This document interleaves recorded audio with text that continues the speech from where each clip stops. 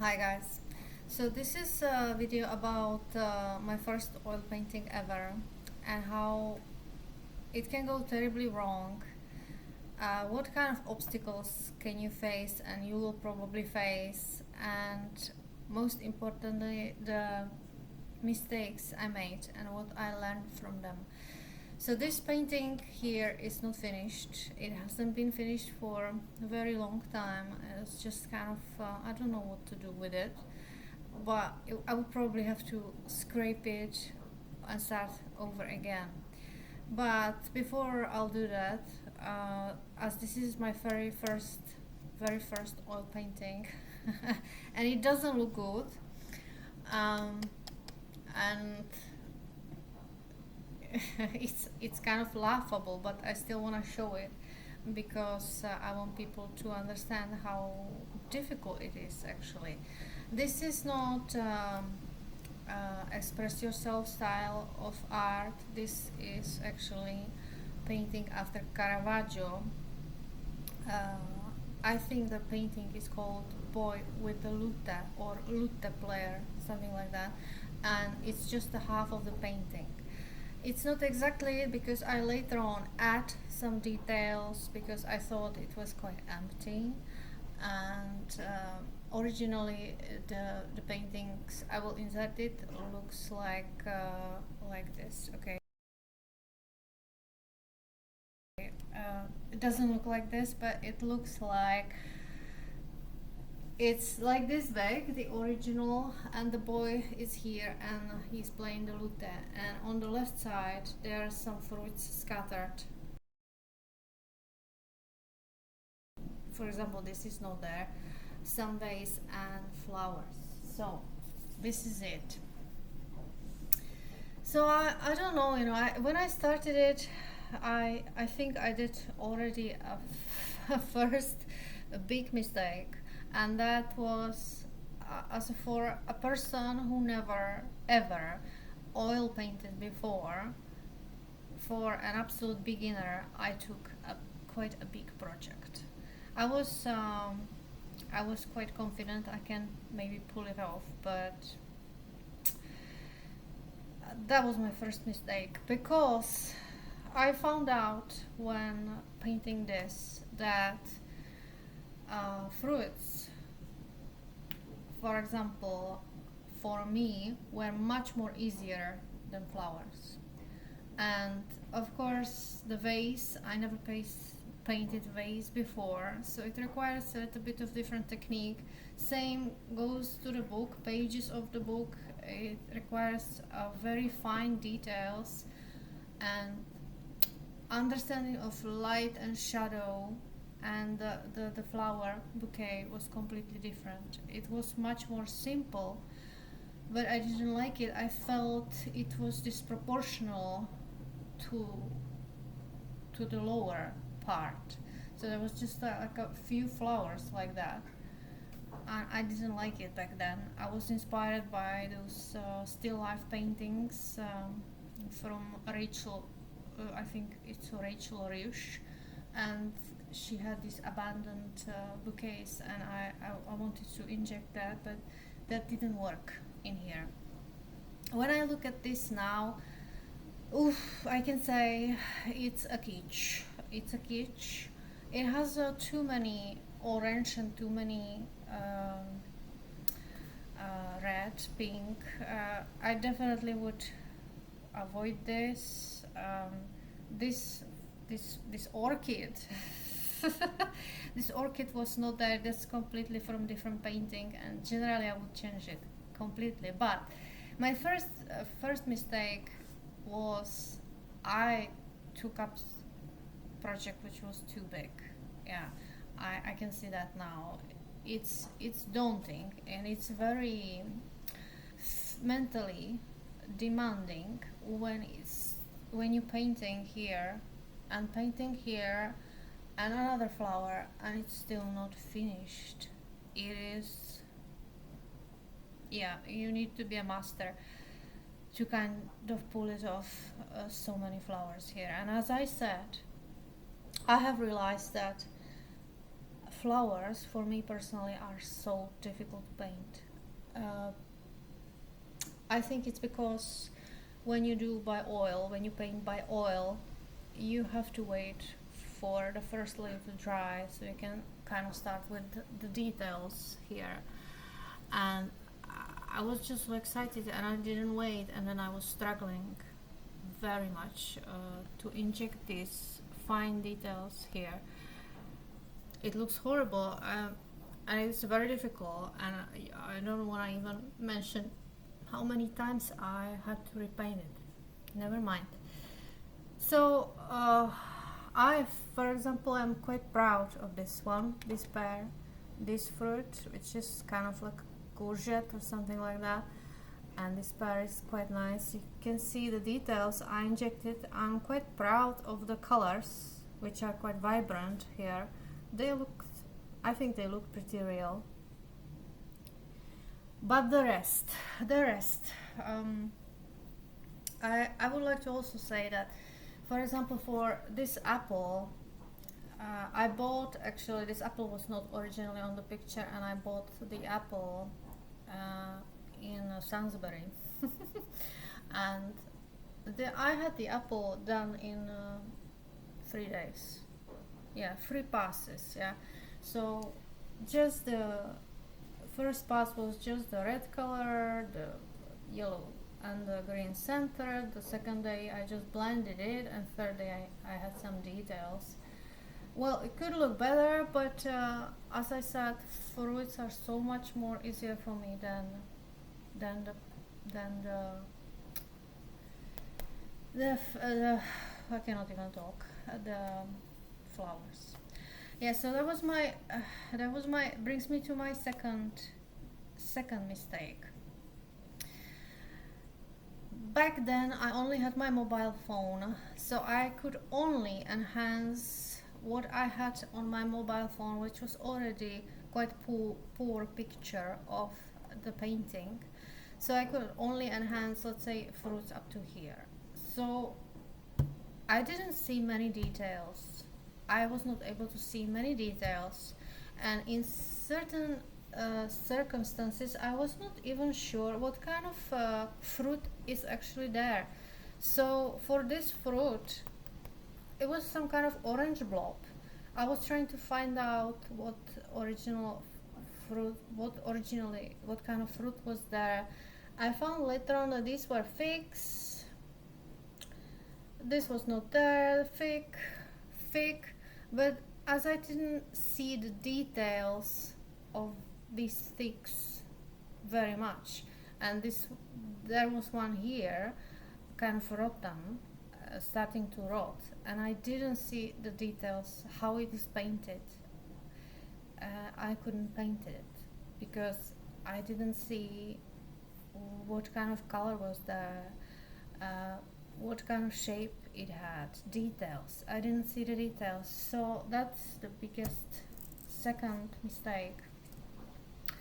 If you are painting not from the real life, but if you are painting from a photo, you should be able to have the original size of the photo you are painting, the original size, or larger. So you could ideally enhance it and see and learn. That's how you learn.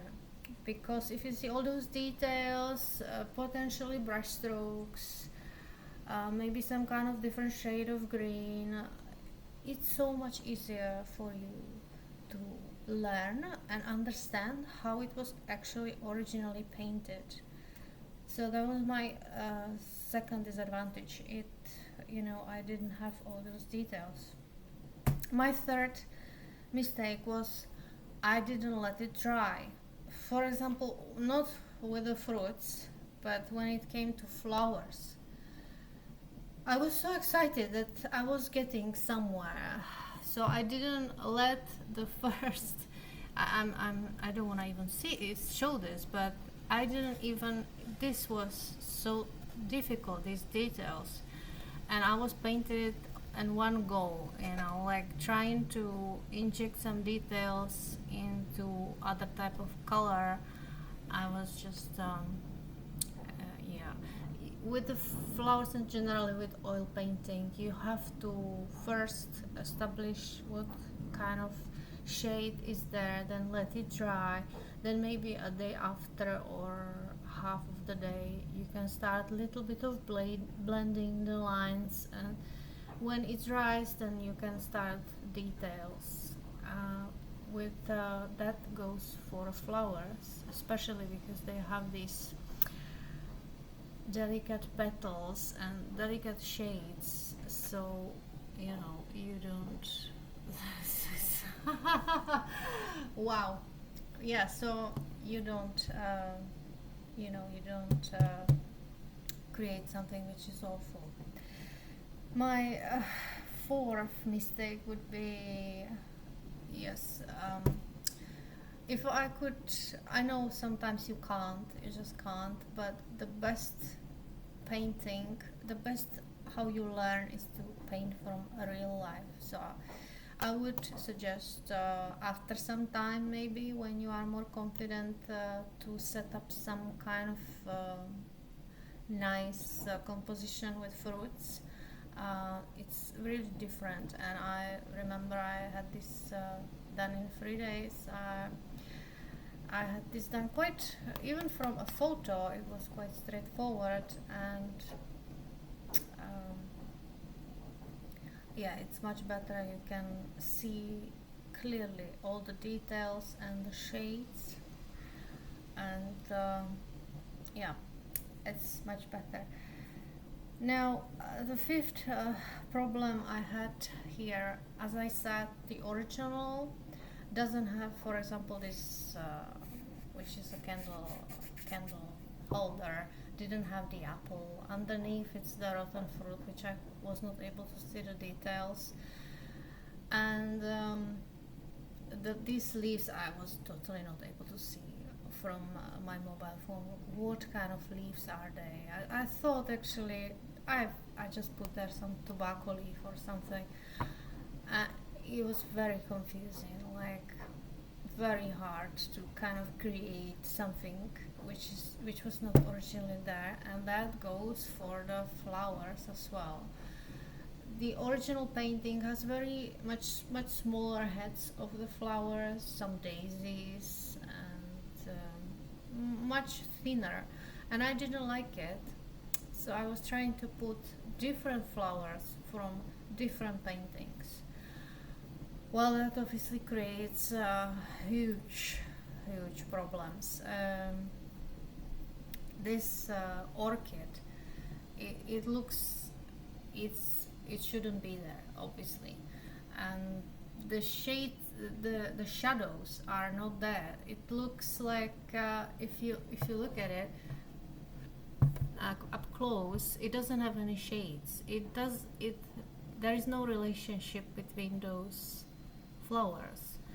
You can clearly see they were there kind of to put, just to be there, but you don't see the shades, the relationship between objects next to each other, and that's a huge problem. This was one baroque leaf. If I found a picture of it, I'll insert it. I absolutely adored that baroque leaf. It was in some other painting, and I wanted to mimic that. So many lines, so many shadows.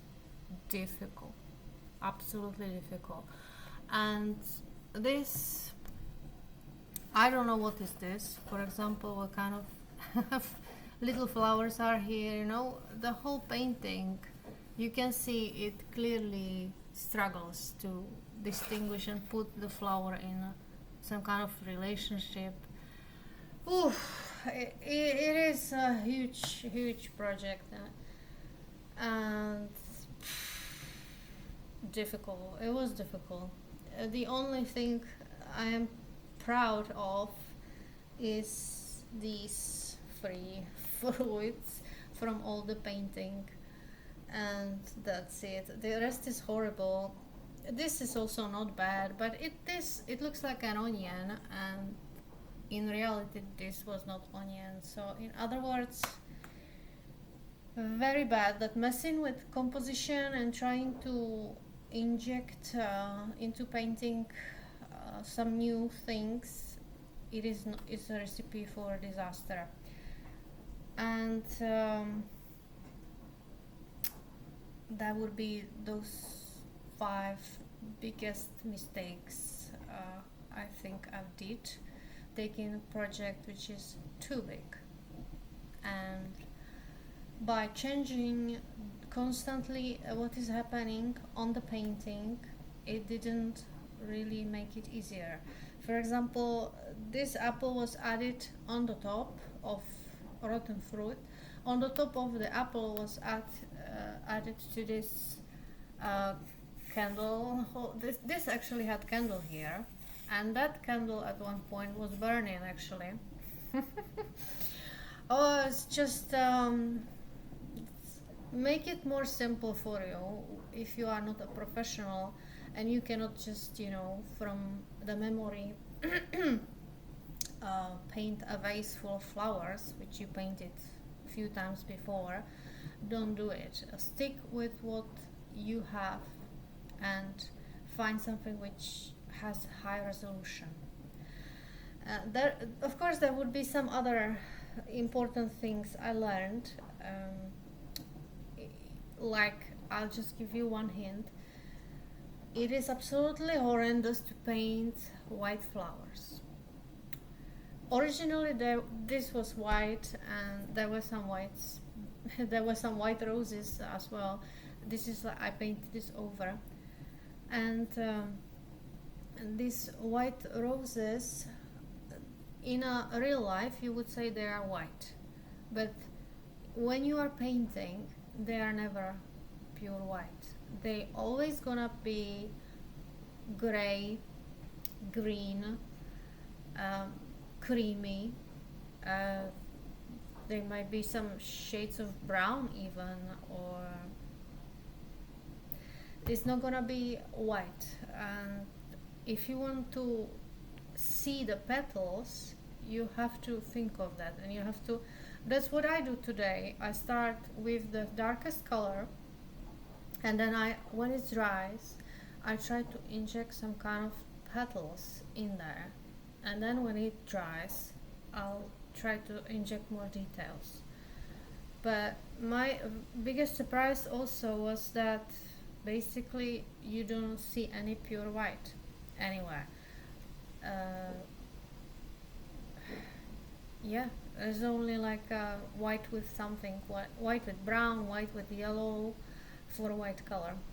Same goes for portraits of when you do eyes, for example. You don't do eyes with white color.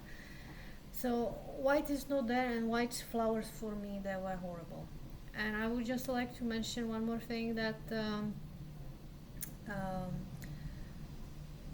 I was surprised, contradictory to that. White was the first color which disappeared on me, which finished, the tube, I mean the finished.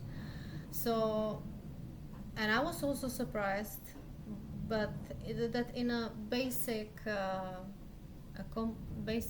set, which is sold for oil painters or people who want to paint, there is no black. And I found that if you want to make something really dark, brown and blue, dark blue will not be enough. So you will probably need black. I mean, I don't like this background. It's very black. I was hoping it's gonna be more brownish. It's not good at all. But yeah, it's it was a difficult thing to do. So that would bring me to probably to say that I stopped this painting and I didn't know how to proceed over there. So I would just have to scrap this by sandpaper and start over again. But as I told you, the first thing was try to paint something smaller, and I can show you what I tried to paint next. So next I painted something on the board, and it was a white flower. Yeah. When I chose this, I was thinking, oh my god, white flower. That's gonna be the death of me. Why did I choose it? But at the end, it actually quite, I think, worked out. When you look at it, it is not bad. This is actually white magnolias on the blue velvet. It is not my composition. As I was learning and I'm learning, I do not create. I did not create my own compositions. What I do is I found something nice, what I like, and what inspires me from some kind of master, and then I copy that. And by copying, that would be my advice to people. You will learn how to paint, because if you have a good computer which can enhance the details on the painting, you will be able to see all these details this magnolia had. Well, now I'm not saying that this is 100%, but I like it, and that's a huge improvement from this. It looks very much different. This I would put on a wall. This I would never put on the wall. So this is good. One thing I've learned when I was able to enhance that and see how the white magnolias are done. Again, as I said, they are not white. It was a white color mixed with others, sometimes mixed with red, sometimes mixed with brown or green, and or even a little bit of black. So it was gray, and created these differences. So this is my second attempt. I think this looks much more presentable, and I'm quite happy with that. And because I had these good resolutions on my laptop, I was able to see the details. I created this, which I think is much nicer. At the end of the day, this has only temporary varnish on it. It will, when it's gonna be finished, I'm gonna probably do a little bit more details, like a little bit lighter here. Just a few touches, really, not like painting things over. And after a few touches, I have here some kind of I was glazing the leaves, so I have a little bit of glaze here, like a drop. Never mind. Yeah, so this is it. I was very much afraid of painting material. This is supposed to be blue velvet, and I was so worried painting this. And actually, I have to be honest, that was the easiest thing to paint. I really, once you understand that the line is lighter, and then you go darker, and then again lighter, it was quite easy to do. The most difficult was the part here where is the magnolia. I don't know if you're able to see that. And when you have this, these shades and fine details. So that's that. Well, I can show another painting I started to paint, but that's just a sketch. This is nearly finished, but this is not finished at all. And this is supposed to be basically same size. Maybe they could be together. This is just a bunch of boats, absolutely not finished. Okay, definitely not finished. What I reckon is gonna be very difficult is to make all those fine details of ropes. You know, what ships have. That's gonna be difficult, and also the people which will be here, and the town. As I said, this is a sketch, merely trying to capture the sky now and the sea. But yeah, this could be as well good. I would like to say maybe one more thing from the point of how it's done, that some colors dry much easier and faster than the others, and if you blend them they leave such a sheen, and that sheen is annoying, but it's not evenly spread throughout the painting. But at the end I found out that it is covered by varnish. So that's that. So that would be it. So I'm quite actually pleased that at least the flowers are good. And my final thing I'm working on now, and I would like to give a courage to all people there. I took up certainly this kind of painting, which is quite busy actually, and it's also definitely not my position, but it is from a French painter. Oh gosh, what was his name? Deport, French, Francois Deportes, or Deport, how is that pronounced in French? And he was a master of still life, and this is another painting. This is obviously again just a sketch, not done at all, but what it is ape eating a little bit of, let me close this, a little bit of fruits, and we have some grapes here, and these I think are nectarines, or how are they called, and it looks like this. Again, the sheen you see over here, that's the sheen from alizarin crimson, which is a very tricky color. I found out that gives you this unequal sheen because it dries, probably it dries much slower than the other, and doesn't really mix that well. So I'm planning, when I finish the alizarin crimson, not using that anymore.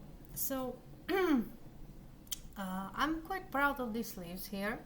As you can see, they're quite nice, and these fruits also not done yet, but close.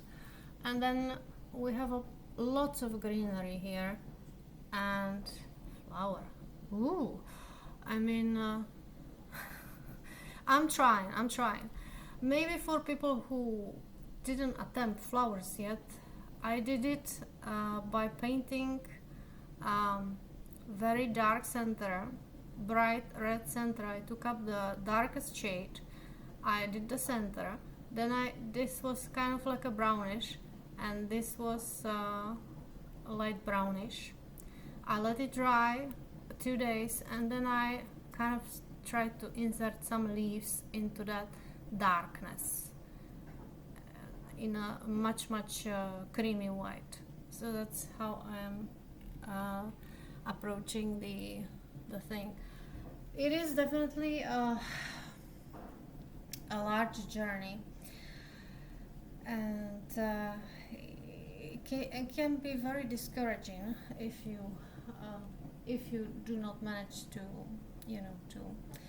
complete at least one painting, which this is great. I mean, of course it's not great, but it's great for me from the perspective that I managed to finish it.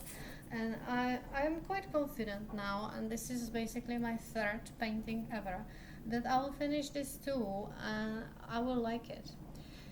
The one tip I would say for people, or two tips I would say, when you are oil painting, you would be surprised how much you can actually do with a middle-sized brush. All details of fine details like these lines on the fruits, and these mini lines and these lines here, I actually made by the brush, and all these leaves I made by a larger brush. Literally just like smudging the brush into the darkness. So that's quite surprising for me. I was tempted to use many time just like a detail brush, but no. The middle brush is fine. And then other tip would be, if you have on your painting something like this, if you can see like a bubble, kind of like a bubble thing, at the end you can kind of scrape it off. Once your painting is completely dry, you can use a sandpaper, which I didn't see nearly anywhere. People wouldn't use sandpapers, but you can sand off by very fine sandpaper these bubbles away before you actually put another color or before you varnish. So that would be probably it. I just wanted to mention the very basic, tips and basically mistakes I did and what I learned from them, and tell people so they can learn too. As a bonus, I would probably say I'll give you 3 more tips from me, what I have learned during oil painting process. So first of all, I don't like to use turpentine. You don't have to, unless you are needing turpentine for glazing. A little bit of turpentine, a little bit of color, a little bit of oil, and you do a glaze with a semi-transparent or transparent color. Or if you don't do this, if you just painting normally, I actually do not use it at all, and I keep my brush in instead of in turpentine, I keep it in linseed oil, which cleans my brushes perfectly well. And if I need to clean the brush a little bit more properly once in a while, then I would go and I would wash it in a sink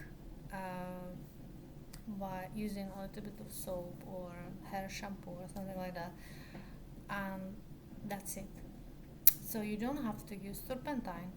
I personally have quite problems with breathing, and I didn't want to use it, so you don't have to.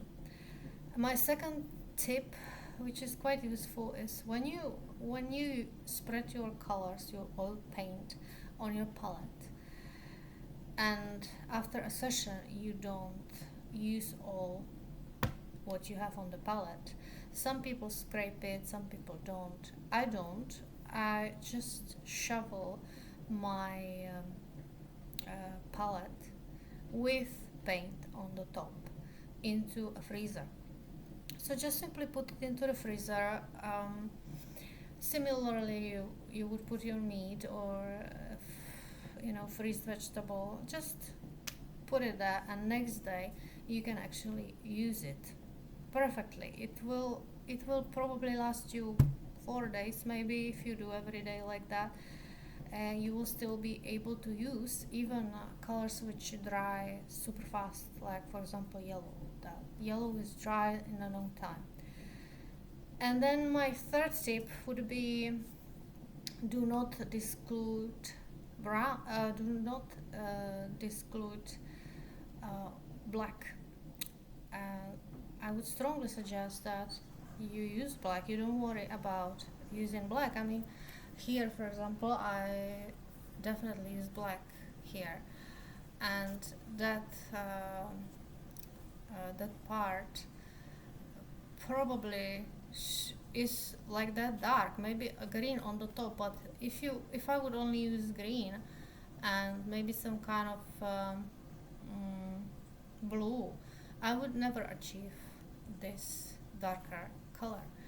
So uh, black is definitely needed, and as I said, as I ran out of white, as a first, that was the first tube I ran out of, so I would recommend at least 2 whites and 1 black in every basic palette.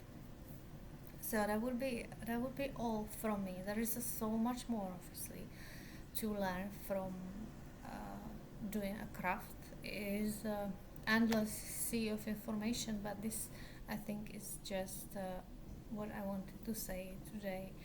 So till next time with my next videos. Sometimes I do videos about oil painting, sometimes different things. So until next time, bye bye.